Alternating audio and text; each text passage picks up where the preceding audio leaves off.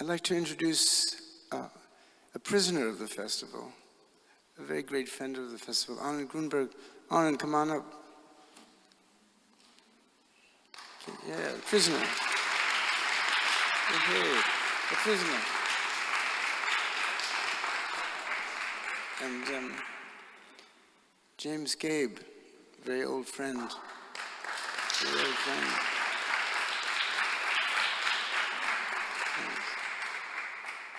Okay. Yeah.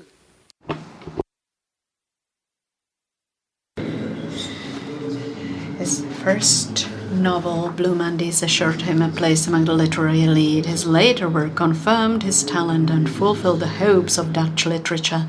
Yet he did not hesitate to move to New York, showing that his country was too small for him.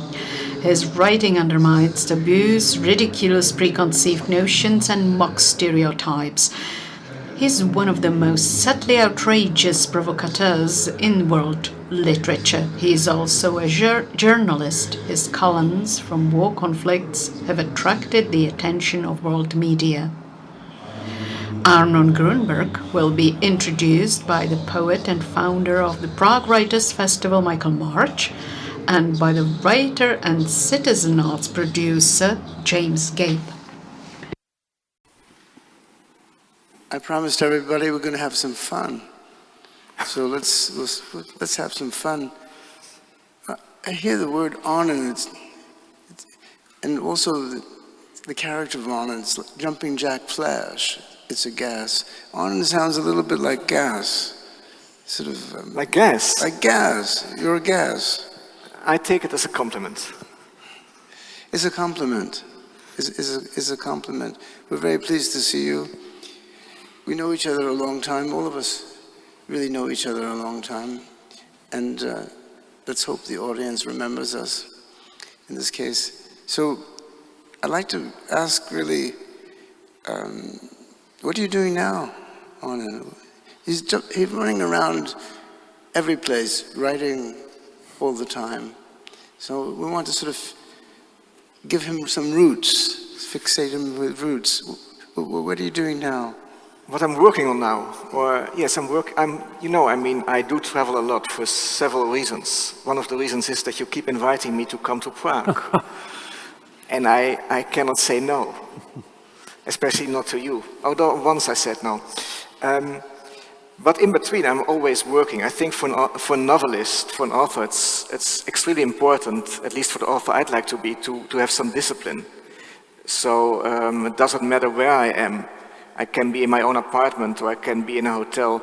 I try to work in the morning or sometimes also in the afternoon, regardless from the place where I am. And I'm now finishing a novel that will be published next year in the Netherlands.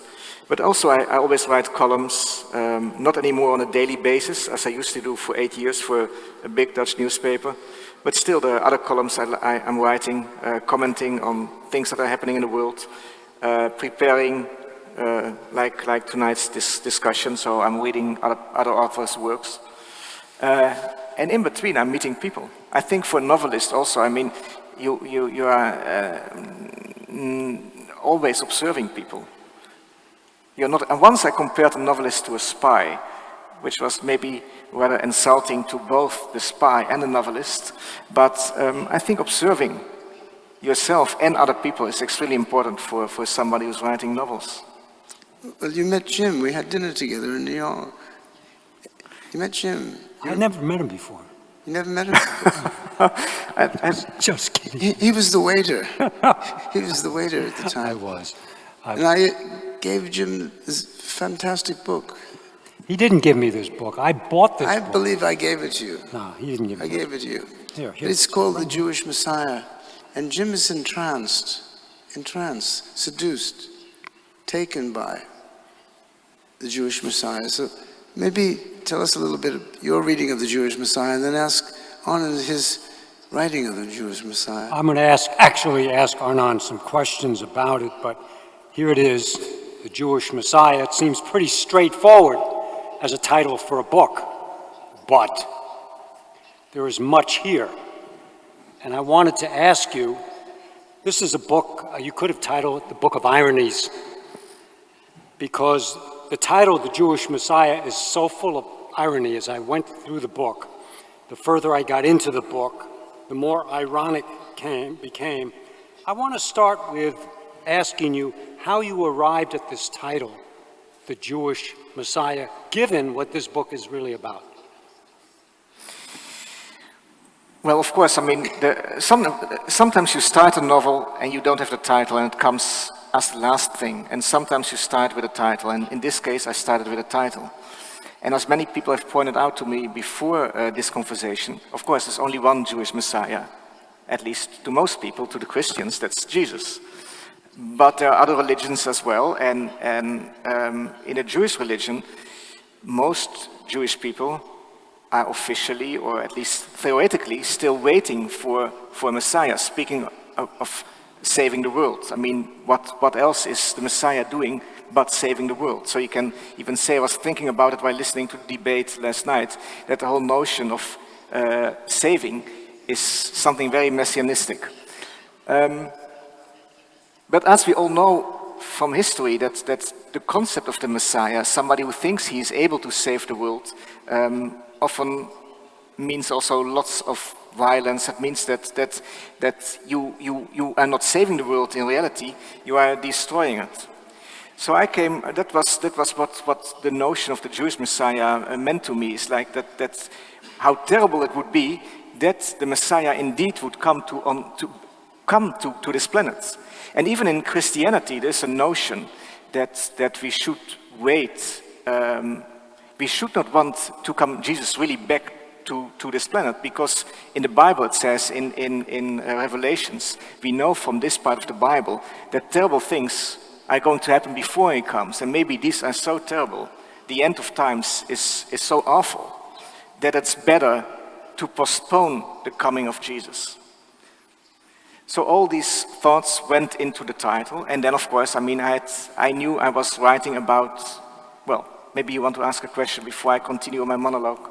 Well, you know, and I looked at the title, and I start reading the first few pages, I find out that the gentleman who is going to become, or I presume is going to become the Messiah, is actually not Jewish. Not only is he not Jewish, he's an Aryan. Not only is he an Aryan, his grandfather is a Nazi killer. Yeah. And so the tale begins. So it does. So it does. Exactly. Well, of course you can convert. We have converts in all religions, and also in this religion. Yeah, to me the notion of saving the world, or saving people, or saving even one person, has to do also with the need to comfort the other. And this one of the main characters, Xavier, born in the city of Basel in Switzerland, a grandson of a high-ranking SS officer, he is hunted by feelings of guilt for what his family did. And he reaches the conclusion that in order to get rid of this guilt, he needs to comfort the Jewish people. But he has never met a Jew in his life. So that's a bit problematic if you want to save the people of Israel. So he goes out and he finds a Jewish person, the son of a rabbi, and he takes this comforting, this notion of saving, of helping these people to the extreme, you can say. You mean the nuclear option? Now you disclose a lot of information, but yes, you can. Sometimes, I mean, if you take the notion of saving really to the end, if you think it till the end, you will discover that it's not so far away from destroying everything, from the total destruction, yes. So you've actually turned this concept of the Jewish Messiah on its head, because in getting into the book and discovering who this gentleman is, and the fact that in his anxiety and in his rush to become like the people he wants to relieve of suffering, like the Jews, he becomes circumcised. He does. And he, during circumcision, is mutilated and loses a testicle. Yeah, these things can happen. I'm just starting. Yes, I'm not. No, he's a bit unlucky. I mean, of course, all novels. I mean, if we start the whole tradition of the novel with Cervantes, they're always about misadventures of human beings. Without a misadventure, you don't have a novel. Maybe you can write a poem, but not a novel. And this Xavier, with the help of this son of a rabbi, he goes to somebody who does circumcisions in the city of Basel. And on the side, this man who does the circumcisions also sells kosher cheese. But unlucky for Xavier, this man is old and almost blind. But nevertheless, he doesn't want to say no again. He doesn't want to, sometimes being polite can be awful. He wants to help this poor young man, who is the grandson of a Nazi. He said, okay, if you want to be circumcised, I'll do it, even though I'm half blind. And because, of course, he's not seeing well enough, he makes a small mistake. Which then our not Jewish Messiah carries around in a jar. Yeah. Preserved. Now, if at this point you don't want to read this book, you're missing something. Because, as I said, this is the tip of the iceberg. Okay? We're just starting to warm up here. Thank you. And we're learning many things about I don't know if they're things about you, I couldn't say that, but how you approach your writing is very distinctive because your mind goes places that, frankly, I wish I could get my mind to go, but it won't go. It won't happen.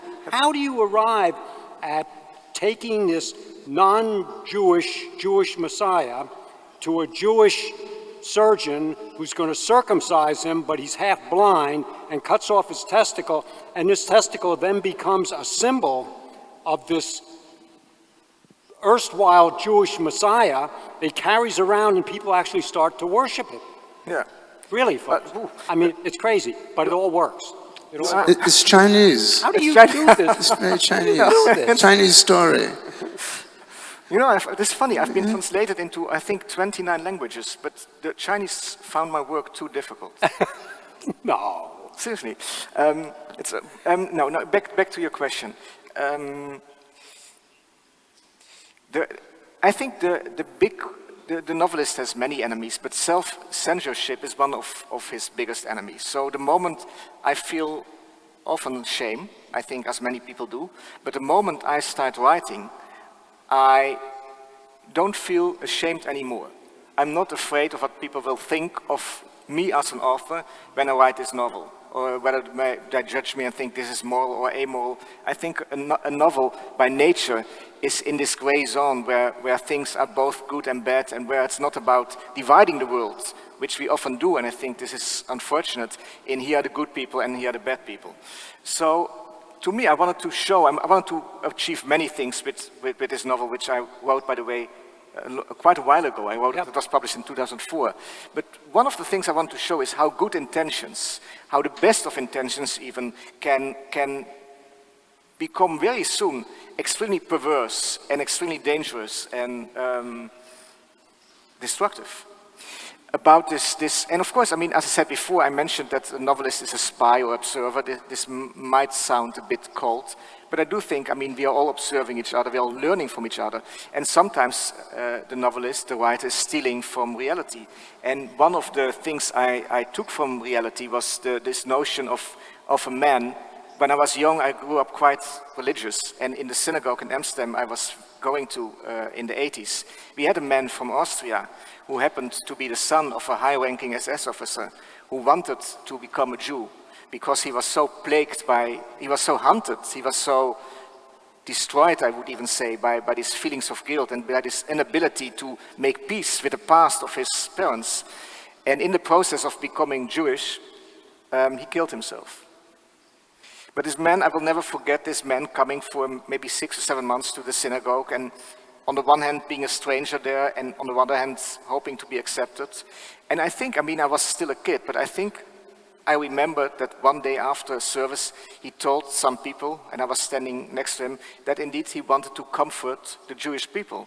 And I remember that, to me, this whole notion that maybe you can comfort a person, maybe I can comfort Michael, but that you can comfort a people, that sounded so absurd to me, so beyond being realistic, but also so, I think there is a little bit of arrogance there if you think you can do it. And this, I was intrigued by this notion. On the one hand, really the good intentions, and on the other hand, this arrogance that a whole people, that thousands, millions of people are waiting for you to be comforted by you. I think this is also the notion of many dictators, of course. Hitler had the same idea. Hitler had the same idea. And Hitler was called the German Messiah. And he had only one testicle, some people say. That's true. Yes.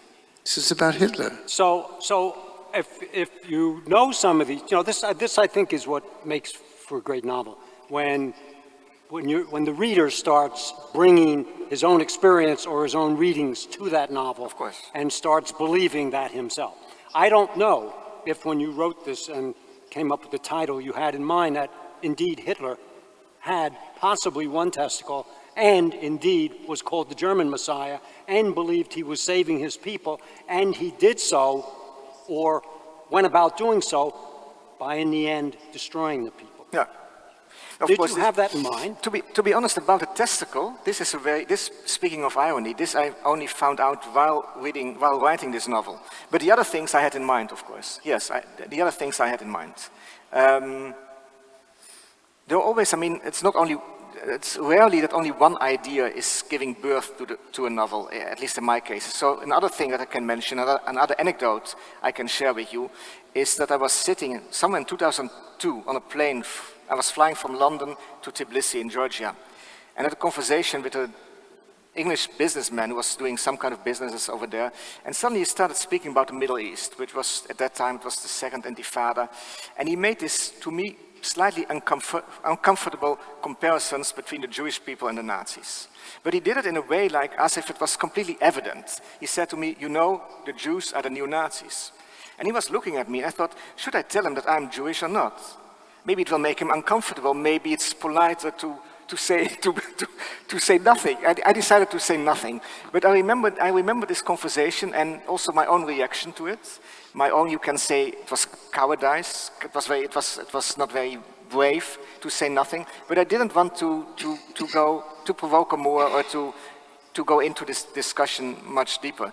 But this whole notion that to him it was so evident that that the victims had become the perpetrators, and there was no discussion about it almost possible, was also one of the things that forced me or that provoked me to write this novel.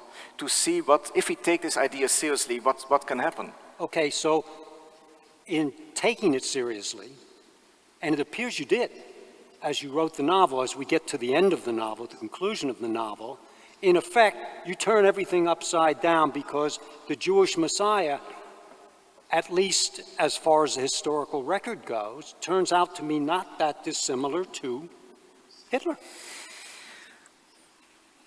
Yes. It's still possible. Very strange things happened in history, no? Yes. If you look at what happened after 45, after what the Germans called Stunde Null, year zero, and the whole, everything that happened nowadays is almost incomprehensible if you don't go back to the two world wars we had in Europe. And also the whole state of Israel, even though Zionism existed long before Hitler and came alive after the whole Dreyfus affair, which was giving birth to the ideas of Theodor Herzl. I would say that without the genocide between 1939 and 45, we would never have a state of Israel. And it's ironic, again speaking of irony, that Germany, one of the official goals of the state of Germany, is to keep the Israeli state alive. So the people who destroyed Jewish presence, you can say almost, on European soil, now, out of feelings of guilt and responsibility, and I respect those feelings very much, feel the need to keep this state in the Middle East alive. And if you think about this further, also I think then you can, this is also what helped me in writing this novel, because there is like an extreme contradiction over there, that you have a state, a Jewish state with nuclear arms in the Middle East, being supported by the state of Germany, saying this is one of our goals, why we exist, to have this state there, to make sure that what happened in the past is not going to happen again. But there's a serious risk, of course, in the Middle East. That's still the powder keg of the world, that if things go wrong there, it will not only affect everybody. The word globalization has been used already many times before, but it will also put the whole narration, the whole narrative of what happened in 39-45 in another perspective. So if you think about the possibility, if you really think about the possibility, I hope it's not going to happen, and I'm not, of course, not the only one, that there is a nuclear war in the Middle East, and Israel is involved in this war. We will have, if the world is surviving it, we will have a completely other idea about Hitler, I'm afraid. Yeah. And this is, of course, a huge nightmare on every level. And so that's the beauty, I think, of Arnon's writing in this book and in some of his other work, in that he tells a profound story in such an unconventional way. It grabs you and takes you along. It takes you to places in his head that you can't go on your own, but you learn from it. And when I first started reading this book and started drawing these conclusions about where he might or might not be headed, I resisted because it made me uncomfortable. A lot of it made me uncomfortable. But the more I got into it, the more I realized he was being more truthful in telling the story without any self-censorship. I mean, there's no self-censorship in this book at all. There are other things we could mention, like frying feet in a bowl of, what is it?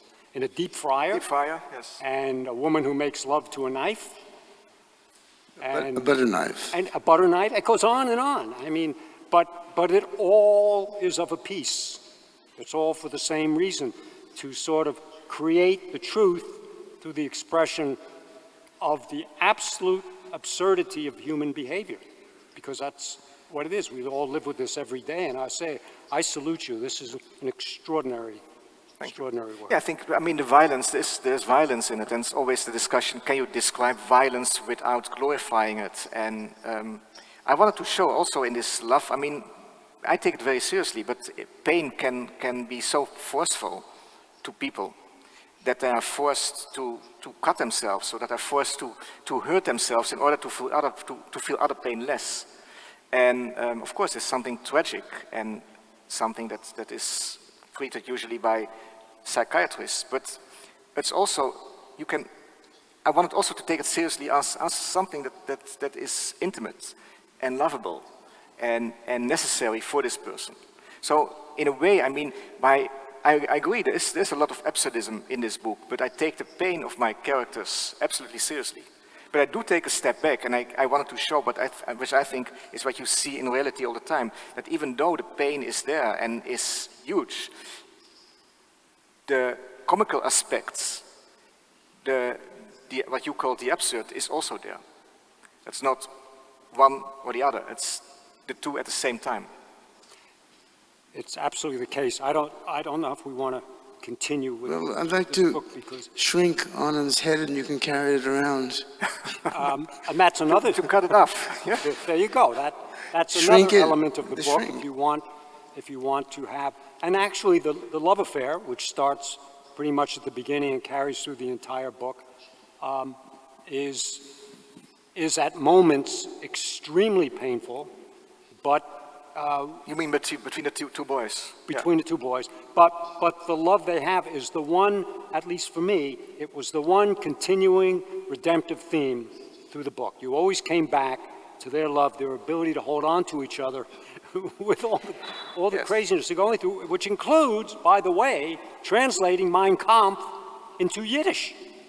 Yes. This was again, I thought this was my idea, and then I discovered, only after I had finished the novel, that indeed Mein Kampf has been translated into Yiddish. No. Yes. Who would do such a thing? Why People not? who speak Yiddish. Why not? Yes. Right, why not? Yes. We don't really need a Messiah, do we? We have a Meshuggah Messiah in the United States now.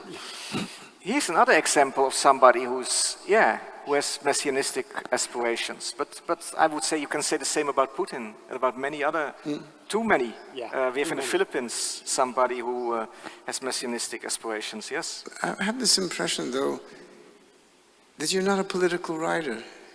That there's a certain, in a way, desperate balance in your work. Maybe that's not true, but it comes out in a political sense, but truly you don't like to really take sides. Is that true? I think sometimes it's too easy to take sides. I think one of the awful things about the current president of the US, that it's too easy to have him as an enemy. It's almost too comfortable.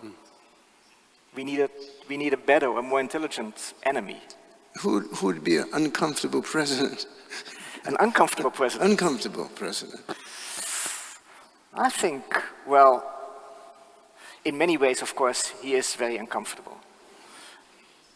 But to be against him and to be united against him is too comfortable. In this way, I want to say, in order to make ourselves feel good, okay, we are against him, so we can feel good. That's a bit too easy, and sometimes I have the feeling that's what's going on. So by taking sides, sometimes, and not very often, I think we should postpone our judgment in order to get to know more about the situation before we can say this is good and this is bad and here's our judgment. So in a way, the judgment is also a manner to not engage really with what is happening. In a way, you keep it at bay because you don't need to be interested or invested anymore. You don't have to read anything about it anymore. You know already what's good and what's bad. And I think this is why I sometimes refuse to take sides, because I find it's the least interesting thing you can do. And also, especially for a novelist, a novel is not a moral lesson. I think one of the things you like Kundera also a lot, and I think one of the books I like best by him, or not best, but I like a lot by him, is his collection of essays, Betrayed Testaments. And there he makes some important remarks about the novel. Not only he points out that all the novels have a sense of irony, even Kafka, that there's a sense of humor. He says, people who are claiming that Kafka suffered for us, they're completely mistaken. He enjoyed himself for us. Well, when Kafka read Metamorphoses in the company of Max Brod, people were on the floor laughing. Yeah. He thought it was very funny. He thought it was very so funny. Tell me, I read Tirza again just now. It's a fabulous novel set in Namibia.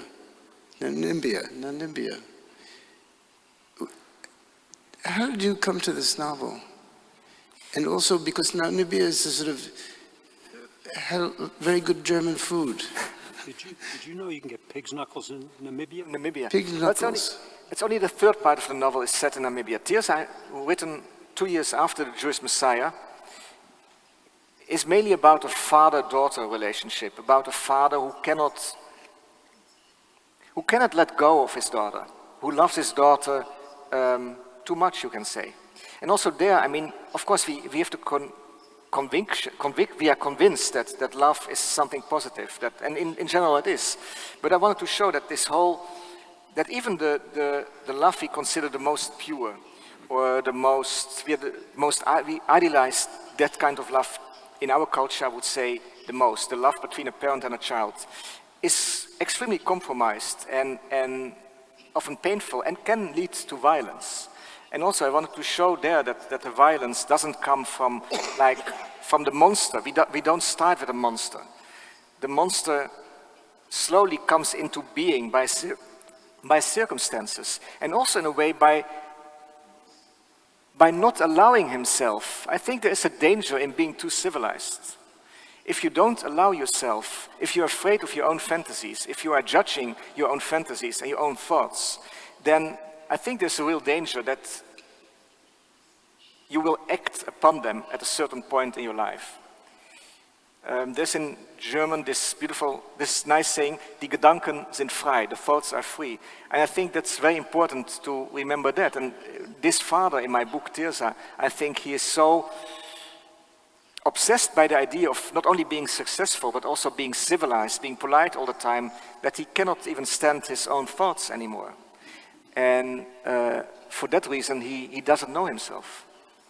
And not knowing himself, of course, this is a very old theme, can lead to acts, to certain misdeeds that nobody had expected. Well, it's commercial reality, I thought. Commercial reality, what, the act of violence? Not to know yourself. It's to take upon a maybe I think manufactured identity. I think maybe it has become in our therapeutic culture something very vulgar, and indeed therapeutic culture and commercial culture are very much connected. But there is, I mean, in order to get to know the world, and I think we are sitting here because we want to get to know the world.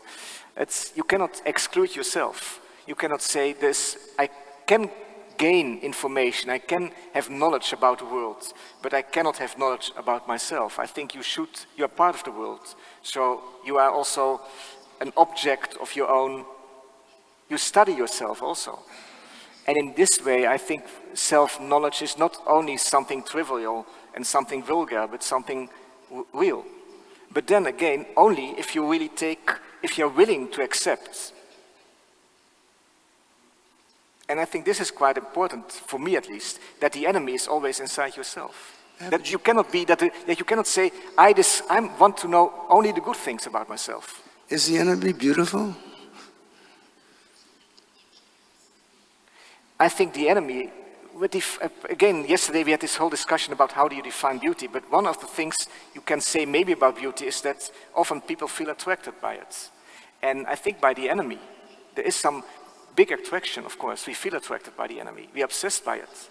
I mean, the funny thing is, I have a friend who works for the New York Times, and of course we all know this, the New York Times is doing well because of Trump. And he says all the people that hate Trump, they read every article with Trump in it. The more they hate him, the more they want to read about him. Isn't this a sign that there is some strange attraction going on between the people who are so opposed to him, and at the same time feel so attracted to this monster? Otherwise, at a certain point, they would say, okay, now please, 1 week without him, 2 weeks. But that's the comfort thing you were talking about. It's Yes. very easy for people to focus, to channel their feelings, whatever they might be, at Trump, and that goes on all the time. And if they don't get that satisfaction, they turn away. Yeah, to say it a bit twisted, maybe too easy, but maybe they read things about the terrible things Trump is doing, and then they can feel better about themselves, even though they beat up their wife. Maybe criticism is a form of comfort. What's the kind Criticism is a form Yes. of comfort. Oh, yes, Not in like a way, the chair. yeah, of course. I mean, we have always been, I think that the idea that we're living in the end of times, that we're living in the worst of times, has been there for as long as I can remember. And if you go look into history, it has been always there. So it is very natural for human beings to think that way, I believe. Not only because we grow older, so it's very logic to think of your own decay and then to think, oh, the world is in decay as well. But also because there are so many things we are afraid of, rightly so, that the idea that finally it's happening, finally we are the generation that's seeing the end of the world, is a kind of comforting, yes. I have a Jewish question. Please, finally. Did your mother read your books? My mother passed away in 2016 and she read till 2010 my books. But you know what my mother always said, also in an interview, she said, people tell me it's literature. I don't have any knowledge about literature. To me it's not so important. To me it's important that Arnon finally gets married to a nice Jewish girl. In a book? Mom's always got it right. In reality. In reality? In the introduction? In the introduction. But then I think when she fell ill in 2010 and she made peace with the idea that this was not going to happen. So, yeah. So Why wasn't it going to happen? Why? I wasn't going to ask that. Okay, well, why?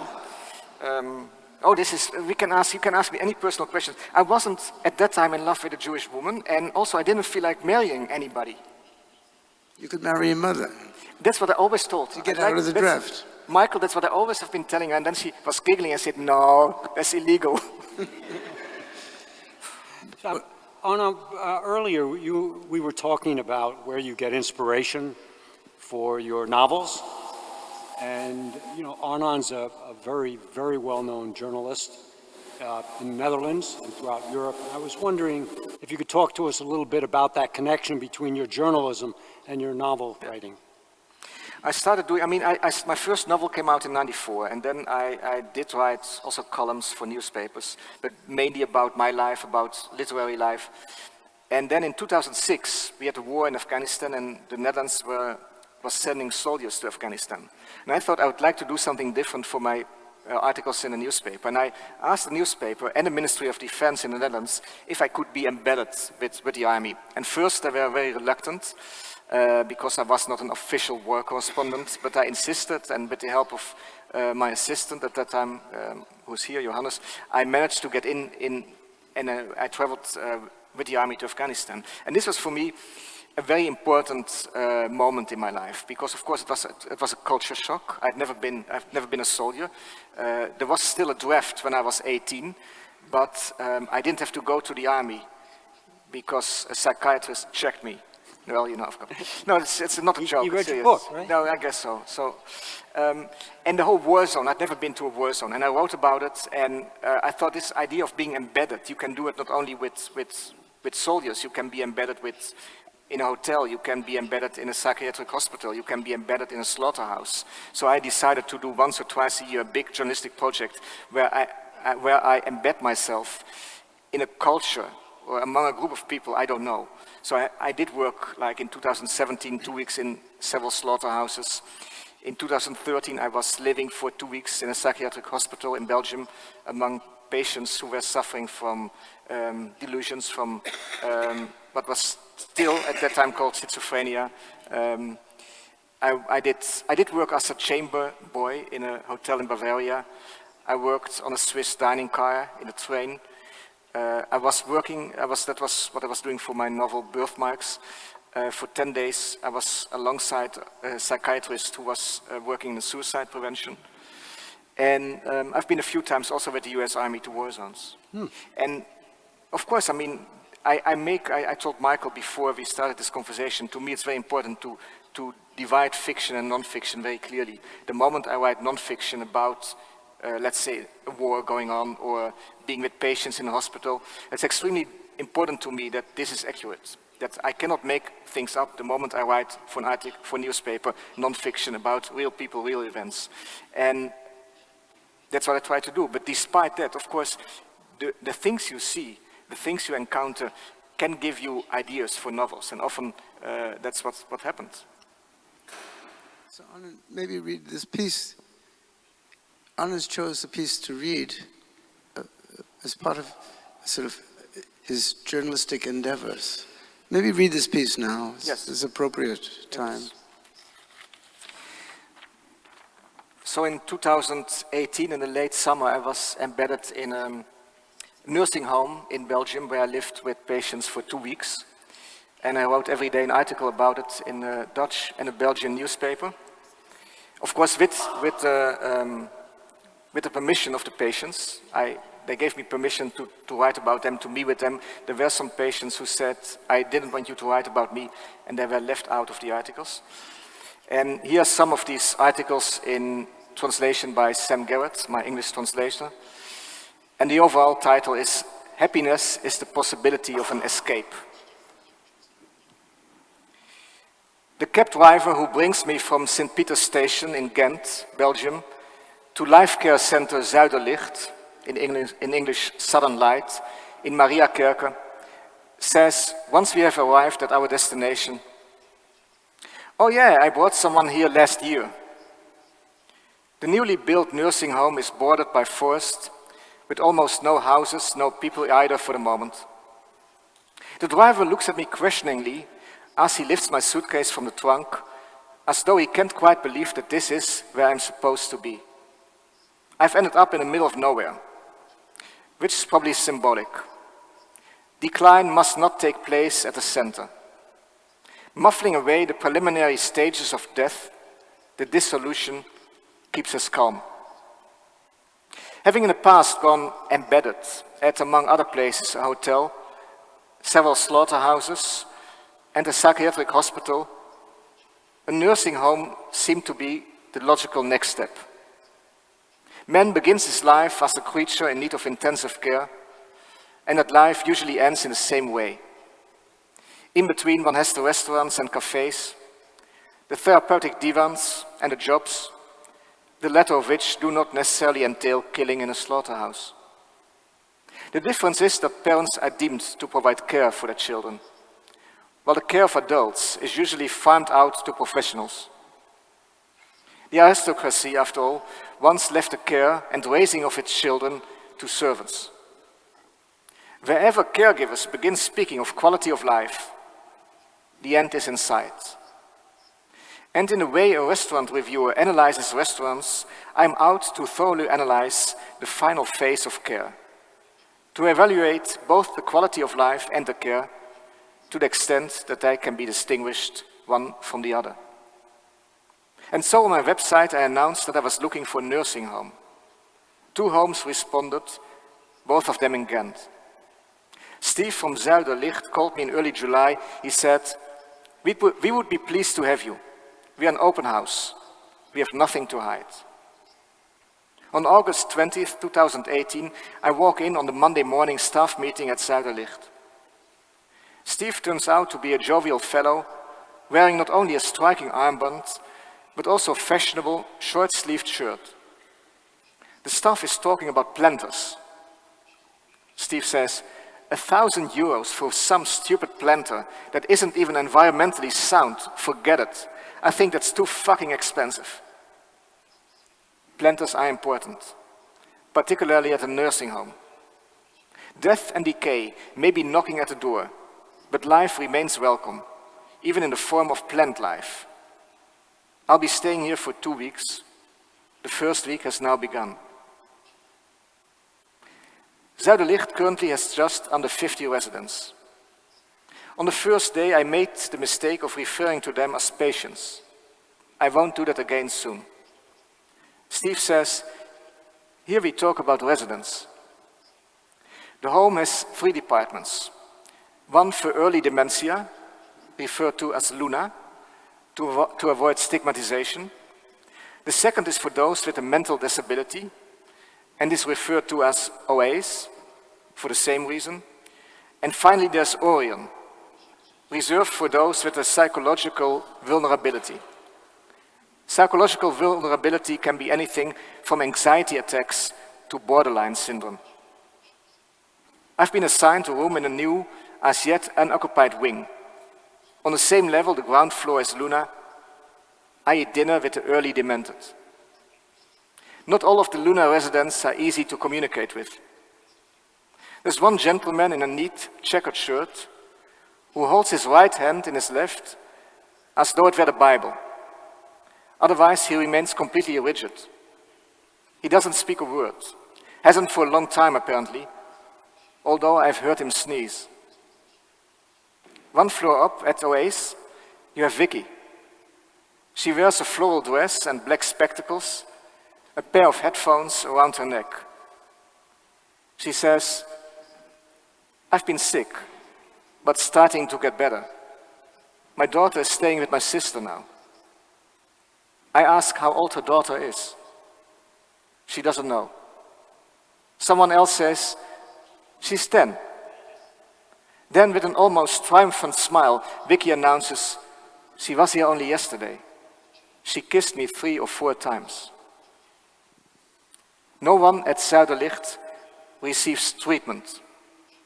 Discharge is not an option. Zuiderlicht is the end of the line. It's all about, as Steve puts it, stabilization and giving meaning to lives. This is also where Engine lives. He is 38, has a hard time speaking. Sometimes he communicates by using a plasticized sheet of paper with the alphabet on it. He's allowed 1 cigarette an hour. That's what he lives for. He used to be a cab driver. He also drools with a kind of gusto that gives me the feeling that for him, drooling is a form of protest. His self-esteem is in that drool. Another OA's resident is Rita. She doesn't actually have a mental disability, but pending the opening of the new ward, she lives temporarily among the residents who do. What she has is an advanced form of multiple sclerosis. She sags in a wheelchair like a big human sausage. But her eyes, rarely have I seen such lively, gentle eyes. Vanyuska, 49, asked me to help her with her makeup. Her makeup is in a plastic container that could just as easily serve to hold grated carrots. She once studied Germanic languages. Vanyuska wears a beige skirt and a sweater that looks like a Missoni. Bright colors, stripes. Her hair is mussed. She wears glasses. I'm not very good at makeup, I tell her. Where am I supposed to start? With the rouge. She was married to an Iranian by the name of Ahmed. She says she still is. They met while she was teaching Dutch as a second language. Vanyuska speaks only with difficulty. After the rouge comes the foundation. How am I supposed to put this on? I ask. With your finger, she says. There are spots on her skin that the foundation only emphasizes. Her parents show up around lunchtime. They take a seat in the cafeteria. Her father is in his 80s. He used to teach school in Dijze, a city in Belgium. Her mother is 73. The father has a beard. The mother wears a sleeveless denim jacket. It started in 2015 with a bad depression, the mother tells me. She came back home to live with us. The psychiatrist who was treating her said, she won't talk anymore. Then she went to a speech therapist. Her husband abused her. He didn't do anything, only wash his own clothes. No, Vanyuska says. All her resistance was gone because of the stress.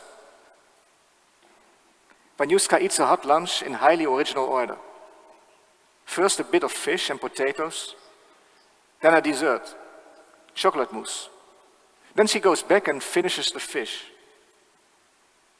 It's 1 o'clock, Vanyuska says. Could I have my cola light? Impulsive behavior is one of the symptoms, the mother Anita tells me. If he didn't stop her, she would smoke herself to death. And the father adds, we didn't know whether to name her Vanyuska or Johanna, but we read a lot of Russian literature, so we decided on Vanyuska. In the ward for early dementia lives a lady in her 60s who doesn't want her name in the paper because she once held a position of responsibility. She takes her meals alone in her room and passes through the shared lounge at most only on her way outside for a smoke. The lady, who dresses extremely well, dines alone because some of the other residents eat in a fashion or are spoon-fed in a way that destroys her appetite. She started smoking when she was 10. She has one daughter who she describes as bon vivant. Sometimes she leaves the center for a little beer. She had herself committed preventively. They told me, she says, if you wait too long, there won't be any room left. Then you will end up in a closed ward. She's no longer able to write or do arithmetic either, even though I was once quite good at it. Her story sounds coherent. She hopes a resident will come along who is in as good a shape as she is, so she has someone to talk to. Sometimes she regrets having come to Zuiderlicht too soon. But well, she says, there's no going back. I have no furniture, no bed. The bridges have been burned behind me. My daughter says, come live with me and my boyfriend. But I wouldn't do that to her. She's in her 20s. She has a whole life ahead of her. I don't want to burden her as well. For many of the residents, and perhaps a few caregivers, quality of life and the provision of meaning are embodied by the cigarette. The cigarette, I would say, is the Messiah. There we have Engin, who avoided me at first, but who shakes my head whenever I see him now. Small, withdrawn, but cheeky at the same time. Always a little grubby. That grubbiness is his form of autonomy. He is allowed 1 cigarette an hour. He waits for the big hand to settle on the hour the way a pregnant woman awaits her child's arrival. Then there's Magda, from the ward for those with a psychological vulnerability. In her décolleté, she carries a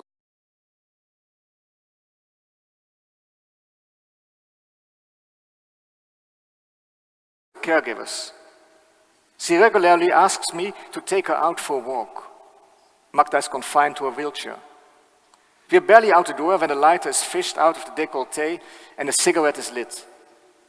The cigarette is barely extinguished, and she wants to go inside again. Back inside, she drinks coffee with milk and asks me my name. Emil is all skin and bones, but wags on his cigarettes as though he were in the prime of life. This is a man who will go on smoking even after he is dead. But the provision of meaning is not limited to the cigarette alone. There's also music. Etienne, early dementia ward, who is normally in a sort of catatonic state, has played the accordion for us, the guitar too, as well as the musical spoons. Fellow resident Marlene has sung Bill Withers' Ain't No Sunshine. Rarely have I seen her look so joyful. Late in the day, Marlene shouts that she wants to go home. Sometimes the nursing home isn't home enough. Roger, psychological vulnerability ward, an older gentleman, sits contentedly in his wheelchair with a guinea pig in his lap. He pets it tenderly. Cigarettes, music, and guinea pigs. That's all that's needed to provide meaning. And for some people, a smidgen of literature. Team coach Cas sits down beside me on the patio. He tells the story of Chicken George. It happened in England, Cas says, a long time ago when caregiving was a different kind of thing. My father studied psychology there, but he couldn't find a job, so he went into nursing. He did night shifts, and his colleagues tried to test him out. They said, the nights here are quiet, but there's one man, Chicken George. If he wakes you up, you have to take him down to the cellar and take off all his clothes. In the middle of the night, one of the men woke up. He sat straight up in bed and started making chicken movements. My father felt uncomfortable about it, but he followed his colleague's instructions. When the man calmed down, he brought him back to bed. The next morning, the man woke up cackling. So he took him down to the cellar again and stripped him. These days, we wouldn't cool down people's bodies like that anymore. But cold does have a calmative effect. As a child, Chicken George's parents apparently put him in a chicken coop all the time. And back in the old days, they also used to put powdered sugar on bed sores. Now we know that it really does help. A lot of the old treatments are coming back, perhaps in a slightly different form. I'm going to give a writing workshop at the end of the week, and Cas says, be sure to ask Etienne. He can talk, but he can still type. When I talk to Etienne, he stares at me, apparently without seeing me. I think about bed sores and powdered sugar. In return for the hospitality shown me, I give a writing workshop. Some of the residents and some staff members too need a little encouraging. Jana, a staff member, comes to me and asks to take part. An acquaintance of mine, a qualified nurse, had told me, you haven't penetrated to the core of the nursing home unless you have seen pee and poop. Some of the residents are incontinent, but I haven't seen any pee or poop. The diaper often reveals itself only when pajama bottoms are put on. A skirt hides more than a pair of pajama bottoms does. We work on our stories in a common sitting room. Rita, who has severe MS, is there too. I'm in love with Rita because of her laugh. She can't move anymore, but she laughs as though she's 17. She writes, I have a daughter who lives in Oostend. Not so long ago, we went out together there to eat mussels. Absolutely delicious. Martine, early dementia, writes, I'm wild about salsa dancing. I like to paint pictures. When she reads her text aloud, it makes her weep. Some of the residents are sad because they will never get out of here. Happiness is the possibility of an escape. which is one thing nursing homes, offices, prisons and families have in common. Sometimes happiness itself is the escape. When Yuska asks if I will be there tomorrow, yes, I say. Then you can do my makeup, she answers. I close here with the full text, written by Etienne, a letter to his wife. As mentioned earlier, he can no longer speak.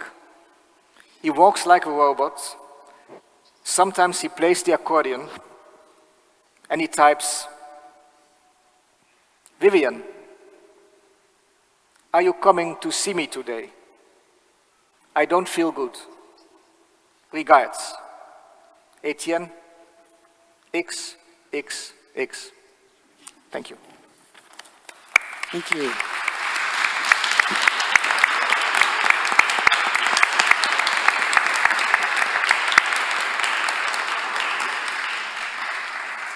Thank you, Arnon and Jim. Would anyone like to ask a question? Questions? I don't see anything, so Wojtek, if you see somebody, give them a microphone.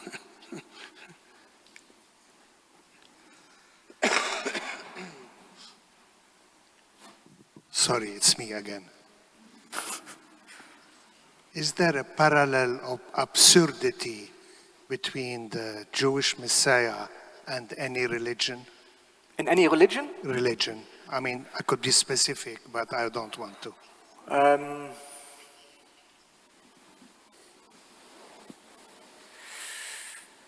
There are two answers to that. Bertolt Brecht said that everybody should speak about his own shameful events. So it's not, for me, I would say, to speak about absurdity in religions I don't know so well as the Jewish religion. This would be one answer. And the second answer would be that, I mean, the monotheistic religions, the Christianity, Jewish religion, Islam, they have so many things in common. So I would argue that the absurdities of one religion are not the same, but often very similar to the absurdities in the other one. And definitely, the Jewish Messiah is not only written for Jewish people. Au contraire, that's written for I mean, as a novelist, I write for everybody. And I think that even I strongly believe that humor and even irony can be translated quite well and work also in different places, in different countries, and maybe even in different cultures. Yes. Any more?